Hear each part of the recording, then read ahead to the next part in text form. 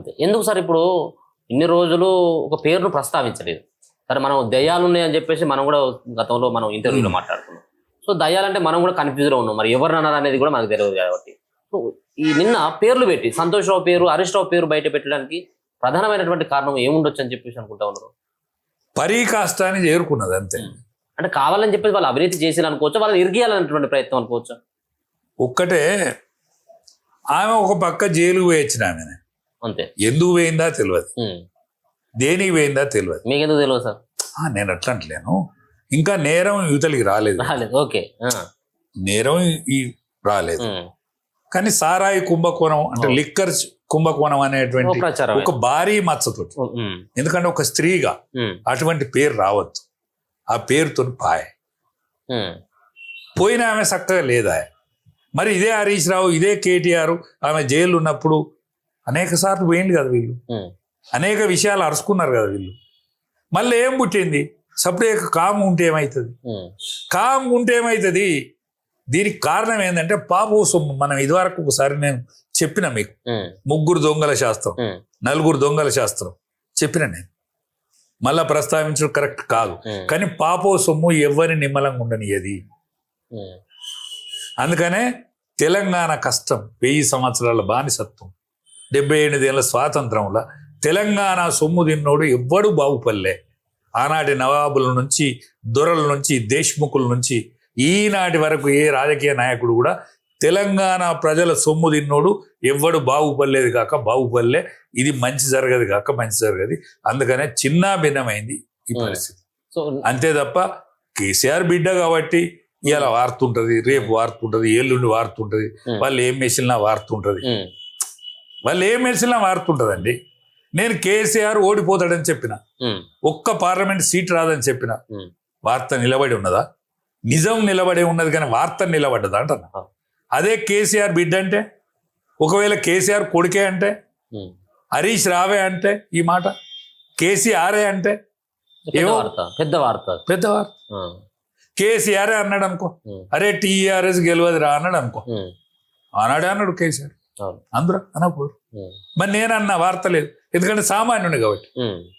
సామాన్యునికును గొప్పింటోనికి లేకపోతే రాజ్యాధికారంలో పాలు పంచుకున్నోనికి ఉండే విలువ. ఇప్పుడు ఈ ఇద్దరిట్లలో అంటే కాళేశ్వరం ప్రాజెక్టులో ఇద్దరు మామూలులే దోచుకున్నారు 1,00,000 కోట్ల రూపాయలు అని చెప్పేసి ఒక ప్రచారం అవుతా ఉంటే, సో నిజంగా కొన్ని సందర్భాల్లో మీరు చెప్పేది హరీష్ రావును కొంత ఎన్కొచ్చేటువంటి ప్రయత్నం, అంటే పార్టీ నియమ నిబంధనలకు కేసీఆర్ యొక్క మాట జవదాటడు అన్నటువంటి అభిప్రాయం కూడా వ్యక్తం పరిచింది. నిజంగా దీంట్లో ఈ వాటల పంపకంలో మామూలు మాత్రమే పాత్ర ఉంది అనుకోవచ్చు, లేకపోతే కేసీఆరే మొత్తమే దాంట్లో ఒకటేనండి. వెన్నెముక లాంటోడు హరీష్, పార్టీకి వెన్నెముక లాంటోడు హరీష్. సరే ఏం జరిగిందా ఏమైందా, రేపు ఇవాళ ఘోష్ అయిన వ్యక్తి ఆయన ఏం చేసిండా 600 పేజీలు అదంతా ఆయన చేసిండు. దాన్ని ఇవాళ సిబిఐకి కూడా అప్పగించిండ్రు. ఆ సిబిఐ పొడిగిస్తుందా? వాళ్ళు సిబిఐకి అధికారాలు ఉన్నాయి, ప్రత్యేకమైన అధికారాలు ఉన్నాయి. అంటే కేంద్రం రాష్ట్ర యొక్క పరిధిలో జోక్యం తీసుకోదు. కేంద్ర పాలిత ప్రాంతాల మీద మాత్రమే వాళ్ళు నేరుగా వాళ్ళు చేస్తారు. వాళ్ళకు ఉండే పనులు వాళ్ళకు ఉంటాయి. వీళ్ళు ఎంత మటుకు సహకరిస్తారు? మళ్ళా రాష్ట్ర ప్రభుత్వం ఎంత మటుకు సహకరిస్తుంది? ఇప్పుడు రేవంత్ రెడ్డికి దీన్ని నాన్సాలే, దీన్ని చాలా దూరం మళ్ళీ ఎన్నికల దానిక లాక్కపోవాలన్నదా లేకపోతే తొందరగా చేయాలన్నదా తెలియదు. ఎందుకంటే కేంద్రం లాక్కొని చేసేటట్టు ఉండదు ఇది. కేంద్ర రాష్ట్రం ఇచ్చుపుచ్చుకునే ధోరణి ఉంటేనే ఈ నేర నిరూపణ జరుగుతుంది, లేకపోతే దీంట్లో కూడా జాప్యం జరుగుతుంది. ఇప్పుడు అనేక కమిటీలు చూసినాం మనం, అనేక కమిటీలు కూడా చూసినాం, అవి ఏవి రాసికి రాలే. మరి ఇది ఎంత మటుకు రాసికి వస్తుందా, దీనికి ఎంత మటుకు నిగ్గు తేలుతారా, ఈ నిజం ఎంత ఈతలకు వస్తుందా అనేది అది వేరే ముచ్చట. కానీ ఈ లోపల మాత్రం టీఆర్ఎస్ కథమైంది. ఈ లోపల ఏమైంది?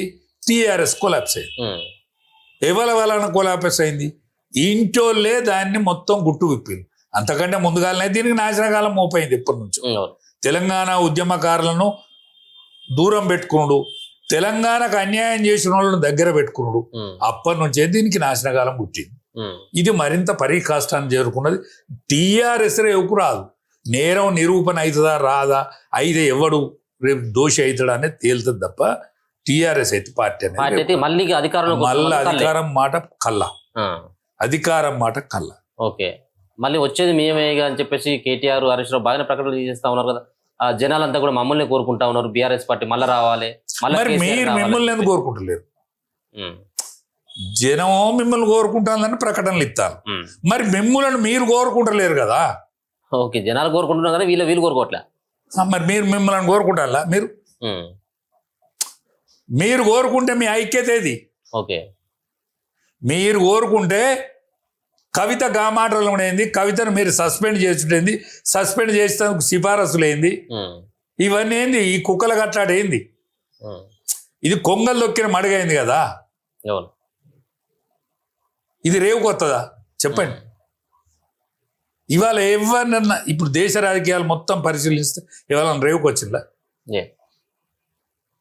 ఇప్పుడు కనిశీరామ్ గారు అనేక ఇబ్బందులు పెట్టి ఇవాళ బీసీ ఎస్సీ ఎస్టీలను పైకి తేవాలన్నట్టు మహాసంకల్పంతో చేసిన ఉద్యమము ఆ బిఎస్పి పార్టీ అనేది ఎక్కడ పోయింది? ఇవాళ ఉభయ యాదవులు ఇద్దరు, ఉత్తరప్రదేశ్ మన బీహార్ 2 రాష్ట్రాలు ఏడవేనాయి.